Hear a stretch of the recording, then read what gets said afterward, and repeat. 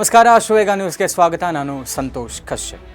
ಪಾಕಿಸ್ತಾನದ ಮೇಲೆ ಭಾರತ ಯಾತಕ್ಕಾಗಿ ಪ್ರತಿದಾಳಿಯನ್ನು ನಡೆಸ್ತು ಅನ್ನುವಂಥ ವಿಚಾರವಾಗಿ ಒಂದು ಕ್ಲಾರಿಫಿಕೇಷನ್ನ ಇದೀಗ ಭಾರತೀಯ ಸೇನೆ ವತಿಯಿಂದ ಪತ್ರಿಕಾಗೋಷ್ಠಿಯನ್ನು ನಡೆಸಿ ಅಧಿಕೃತವಾದಂಥ ಮಾಹಿತಿಯನ್ನು ವಿಂಗ್ ಕಮಾಂಡರ್ ವ್ಯೋಮಿಕಾ ಸಿಂಗ್ ಹಾಗೂ ಕರ್ನಲ್ ಸೋಫಿಯಾ ಖುರೇಶಿ, ವಿದೇಶಾಂಗ ಕಾರ್ಯದರ್ಶಿಯಾದಂಥ ವಿಕ್ರಮ್ ಮಿಸ್ರಿ ಅವರಿಂದ ಮಾಹಿತಿಯನ್ನು ನೀಡಲಾಗಿದೆ. 300ರಿಂದ 400 ಪಾಕ್ ಡ್ರೋನ್ಗಳನ್ನು ಹೊಡೆದುರುಳಿಸಿದೆ ಭಾರತ. 36 ಸ್ಥಳಗಳ ಮೇಲೆ ದಾಳಿ ಮಾಡಲು ಪ್ರಯತ್ನವನ್ನು ಪಟ್ಟಿದೆ ಪಾಕಿಸ್ತಾನ.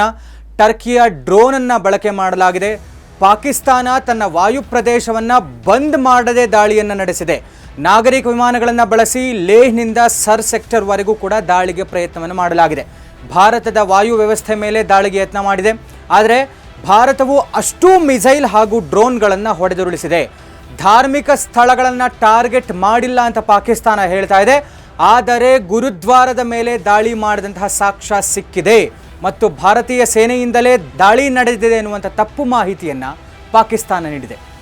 ಇದೆಲ್ಲದರ ಪರಿಣಾಮ ಭಾರತ ತಿರುಗೇಟನ್ನು ನೀಡಿರುವಂಥದ್ದು ನಿನ್ನೆಯ ಪ್ರತಿದಾಳಿ. ಲಾಹೋರ್, ಇಸ್ಲಾಮಾಬಾದ್ ಹಾಗೂ ಕರಾಚಿ ಮೇಲಿನ ಅಟ್ಯಾಕ್ ಆಗಿತ್ತು.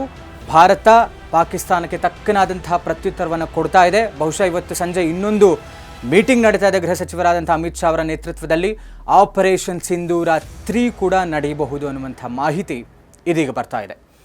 ಇದಾಗಿತ್ತು ಇವತ್ತಿನ ವಿಶೇಷ. ಮತ್ತಷ್ಟು ಅಪ್ಡೇಟ್ಸ್ಗಾಗಿ ನೋಡ್ತಾ ಇರಿ ಅಶ್ವವೇಗ ನ್ಯೂಸ್. ಇದು ಸತ್ಯಾನ್ವೇಷಣೆಯ ಓಟದಲ್ಲಿ.